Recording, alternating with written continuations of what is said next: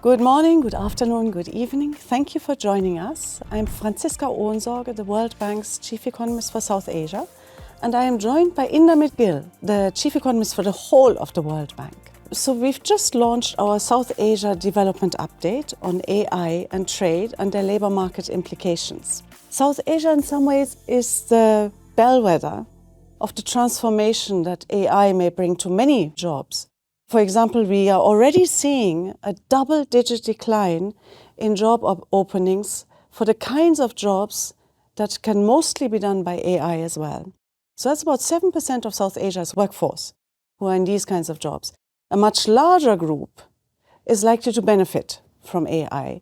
So for example, 15% of South Asia's workforce is currently in jobs where AI complements human skills. This is part of a broader question for the world as a whole that the Development Economics Vice Presidency under Indamit is looking at. What is the impact of AI? What is the development potential? So Indamit, what will AI do to labor markets? What is the potential for development? It's a very good question, and those two are actually very different questions. What will AI do for labor markets and what will AI do for development? And the reason why I say that is because the big debate that we are seeing now is what will AI do to the demand for labor, especially the demand for skilled labor. So I would call that a very Western debate, by the way, because that is the main concern in advanced economies. But if you look at the broader effects, the development effects of AI, I think one has to consider what would AI do in terms of the delivery of essential services like education, like health, like public security, and so on. I think that for rural areas, for example, AI actually has the potential for countries where a large number of people still live in villages, for them to be able to do in a decade what might have taken a century in terms of getting access to decent education, getting access to decent quality health services and so on. So AI has that potential. So on the one hand, I think it's generally believed that AI is going to increase inequality in the labor market. On the other hand, in terms of its effects on these other things, in terms of access to education and health and so on, it might end up actually having an equalizing effect, in which case the overall effect might well be that AI actually improve the prospects for development a lot, yeah. It's actually interesting. The BPO industry in India, the business process outsourcing industry, is part of a broader computer services industry. Now, in the BPO industry, hiring has already fallen off since the release of ChatGPT by 10%. But the broader industry, its exports are soaring. Its exports are up by 30% since the release of ChatGPT. So there is a sense that companies are moving up the value chain, and AI is generating productivity. AI and other things are generating productivity gains. Yes. You know, back when I looked at this issue fairly carefully, like this was around 2019, 2020, before the pandemic came and our attention shifted away from AI, there was a lot of attention on issues related to artificial intelligence back then. So when we looked at this issue at that time, Franziska, essentially what we found was that what new technologies like AI, what they did was they lowered the share of labor in national income. But they didn't result in massive increases in unemployment and things like that. And I think that the way that I would square those two things is, you know, AI would replace tasks, right? Certain tasks. But a job is not just one task. A job is many tasks. So as a result, AI replaces a part of the job, but not the full job.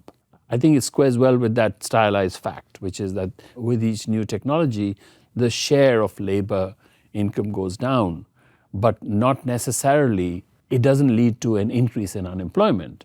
Now, the issue then is, how does one offset this with policy? And I think it goes back to good tax and transfer mechanisms and so on. So you can actually ameliorate the redistribution effects of AI and such technologies without it sort of, leading to a huge social dislocation or political instability and things like that. I'm glad you mentioned that, because that is what we find in South Asia too. We looked at just the jobs that are at all exposed to AI, so not agriculture, not manual labor. So just the 23% of jobs that are even potentially affected. And within that, you see very clearly some winners and some losers. So, for example, job postings, for the job opportunities, for those that have very little experience, and for those that have sort of upper mid-skilled, not the very low skilled, not the very high skilled, the upper mid-skilled. Those job opportunities have fallen by double-digit percentage points behind everyone else. On the other hand, job opportunities for the ones with a higher degree, who have many years of experience, so the ones who should be benefiting from AI, those have strengthened significantly. So you're seeing this reallocation in labor markets, and that's where policy then comes in with transfer mechanisms. Yes. And I think, by the way, back then we were thinking about what does doing well in AI mean, and it requires three things. Of course, it requires big investments, big money. The second one is it requires business process innovation. So to the extent that your businesses are nimble and so on, they can take advantage of the new technologies. And the third thing it requires is good tax and transfer mechanisms. And I remember at that time we were comparing China, the US, and the EU. And at that time we were saying that the big money advantage went to China, the business process innovation went to the US, and the tax and transfer institutions, mechanisms, and so on, that advantage went to Europe, So I don't know where the countries of South Asia are there, in that sense. South Asia actually does well on infrastructure. It ranks very well on government preparedness for AI. But let me turn to our second topic, trade, because it links to the first topic. Tariffs and trade agreements are now a topic of interest again. Tariffs in South Asia are very high. They're 16% on average compared to 6% globally. It's not just tariffs, it's tariffs on intermediate inputs. So the average manufacturing firm in South Asia faces twice the tariff on intermediate inputs of its competitors in other countries. So that really weighs on competitiveness. So tariff cuts would improve competitiveness. And as it turns out, these are exactly the kind of jobs it's the young and the upper mid-skilled who would benefit. But the premise is, of course, that tariffs would be lowered. In the current environment in Damit, is there still a case to be made for lowering tariffs and liberalizing trade? I don't think there's any option for the South Asia region. Essentially, South Asian goods and services face very low tariffs, while at the same time, American exports into South Asia always have faced very high tariffs or non-tariff measures as well. I think that world is over. So I think that the sooner the South Asian policymakers realize it, the better. So the question is not if one should lower tariffs. The question is how and how quickly one should do it. Of course, it would be nice if tariffs were lowered in the context of a big free trade agreement. So you don't just get the tariff cut, but you also get the market access. Yes. Now, South Asian countries are not part of any of the big trade agreements that are in the region. Should they aggressively pursue entry into these agreements? So here's what we tried to say to countries that ask us, what ought to be doing, right? I think what we say is that, look, what you should do is you should negotiate lower tariffs or good reciprocal agreements with the large markets, whether that's the European Union, whether that's the EU, whether that's East Asia, whatever it is, or whether that's the US, right? And that gives you some gains, but it doesn't give you very big gains. What gives you big gains, Francisca, is if you extend the same terms to other countries. And I think when you do that, you get huge gains in employment, you get huge gains in growth, and you get huge gains in productivity growth, efficiency. And I know that the economies in South Asia are terribly inefficient, in terms of how they use capital, how they use talent, how they use energy, and so on. So I think that these deals actually help a lot on that one. So that's the approach I would say. For the bigger markets, negotiate a better, a more balanced set of terms in terms of both tariffs as well as non-tariff measures, but then also extend those to others. It matters less whether or not you have special deals and so on. Really what you're using is that you're using WTO terms or most favored nation terms. I'm glad that you mentioned the employment gains, because the literature has essentially focused on the distribution of employment, job losses here, job gains there, always relative to the average.